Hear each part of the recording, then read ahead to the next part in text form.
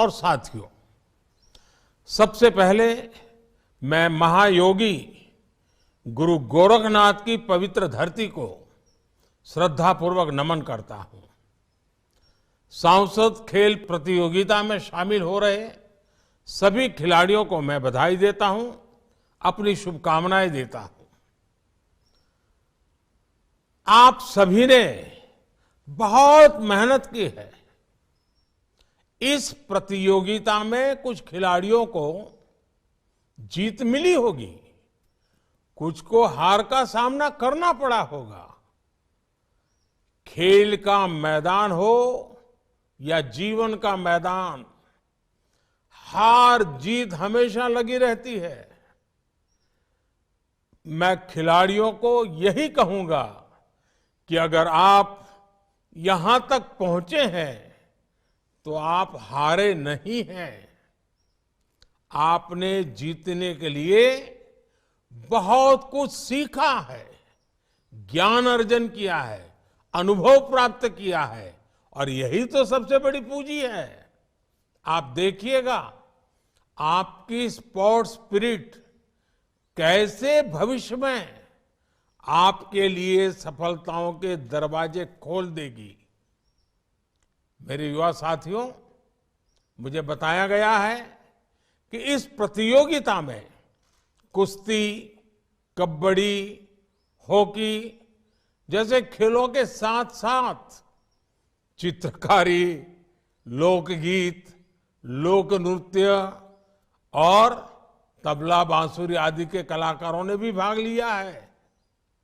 ये एक बहुत ही सुंदर, सराहनीय और प्रेरणा देने वाली पहल है।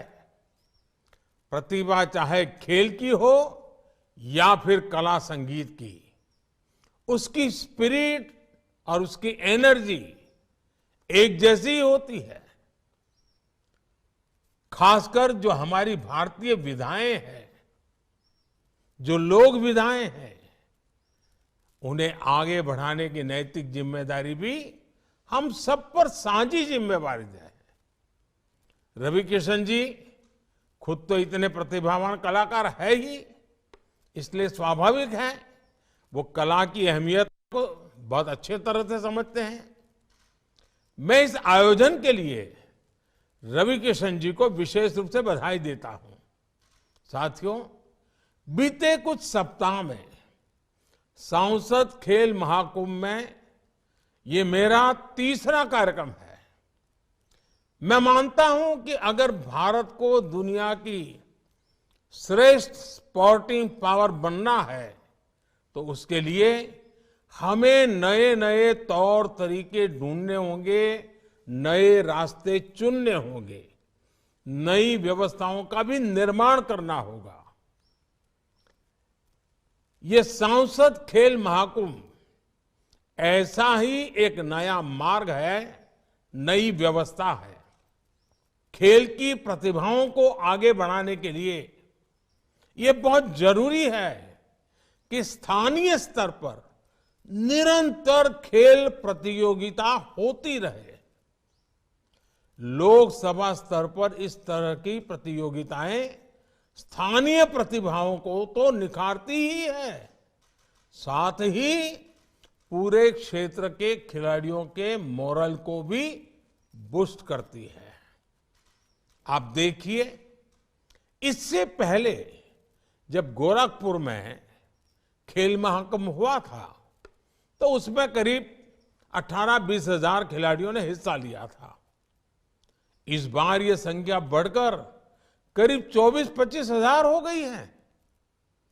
इनमें से करीब 9,000 तो मेरी बेटियां हैं। आप में से हजारों की संख्या में ऐसे युवा हैं जो किसी छोटे गांव से आए हैं, छोटे कस्बे से आए हैं। ये दिखाता है कि सांसद खेल प्रतियोगिताएं किस तरह युवा खिलाड़ियों को नए अवसर देने का नया प्लेटफॉर्म बन रही है। साथियों, किशोर अवस्था में अक्सर हम देखते हैं कि बच्चे किसी ऊंची चीज से किसी पेड़ की डाल को पकड़ करके लटकने लगते हैं कि उनकी लंबाई थोड़ी और बढ़ जाए। यानी उम्र कोई भी हो, फिट रहने की एक भीतरी इच्छा हर किसी के मन में रहती है। हमारे यहां एक समय था जब गांव देहात में होने वाले मेलों में खेलकूद भी खूब होते थे। अखाड़ों में भी भांति भांति के खेल कराए जाते थे। लेकिन समय बदला और ये सारी पुरानी व्यवस्थाएं धीरे धीरे कम होने लगी। हालात तो ये भी हो गए कि स्कूलों में जो पीटी के पीरियड होते थे उन्हें भी टाइम पास का पीरियड माना जाने लगा। ऐसी सोच की वजह से देश ने अपनी 3-4 पीढ़ियां गंवा दी। ना भारत में खेल सुविधाएं बढ़ी और ना ही नई खेल व्यवस्थाओं ने आकार लिया।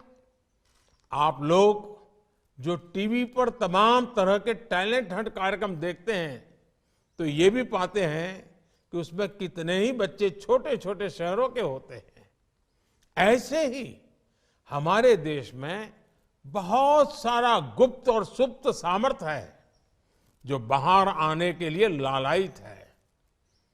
खेल की दुनिया में ऐसे सामर्थ्य को सामने लाने में सांसद खेल महाकुंभ की बड़ी भूमिका है। आज देश में भाजपा के सैकड़ों सांसद ऐसे खेल महाकुंभों का आयोजन करा रहे हैं। आप कल्पना करिए कितनी बड़ी संख्या में युवा खिलाड़ियों को आगे बढ़ने का मौका मिल रहा है। इन प्रतियोगिताओं को से आगे बढ़कर कई खिलाड़ी राज्य स्तर और राष्ट्रीय स्तर पर खेलेंगे। आप में से ही ऐसी प्रतिभाएं भी निकलेगी जो आगे जाकर ओलंपिक्स जैसे अंतर्राष्ट्रीय आयोजनों में देश के लिए मेडल जीतेगी। इसलिए मैं सांसद खेल महाकुंभ को उस मजबूत नींव की तरह मानता हूं जिस पर भविष्य की बहुत भव्य इमारत का निर्माण होने जा रहा है। साथियों, खेल महाकुंभ जैसे आयोजन के साथ ही आज देश का जोर छोटे शहरों में स्थानीय स्तर पर खेल सुविधाओं के निर्माण का भी है। गोरखपुर का रीजनल स्पोर्ट्स स्टेडियम इसका एक बड़ा उदाहरण है। गोरखपुर के ग्रामीण क्षेत्रों में युवाओं के लिए भी 100 से ज्यादा खेल मैदान बनाए गए हैं। मुझे बताया गया है कि चौरी चौरा में ग्रामीण मिनी स्टेडियम भी बनाया जा रहा है। खेलो इंडिया मूवमेंट के तहत दूसरी खेल सुविधाओं के साथ साथ खिलाड़ियों की ट्रेनिंग पर भी ध्यान दिया जा रहा है। अब देश एक होलिस्टिक विजन के साथ आगे बढ़ रहा है। इस साल के बजट में इसके लिए कई प्रावधान किए गए हैं। 2014 की तुलना में खेल मंत्रालय का बजट अब करीब करीब 3 गुना ज्यादा है। आज देश में अनेकों आधुनिक स्टेडियम बन रहे हैं। टॉप जैसी योजनाओं के जरिए खिलाड़ियों को ट्रेनिंग के लिए लाखों रुपयों की मदद दी जा रही है। खेलो इंडिया के साथ साथ फिट इंडिया और योग जैसे अभियान भी आगे बढ़ रहे हैं। अच्छे पोषण के लिए मिलेट्स यानी मोटे अनाज पर जोर दिया जा रहा है। ज्वार, बाजरा जैसे मोटे अनाज सुपर फूड की श्रेणी में आते हैं। इसलिए अब देश ने इन्हें श्री अन्न की पहचान दी है।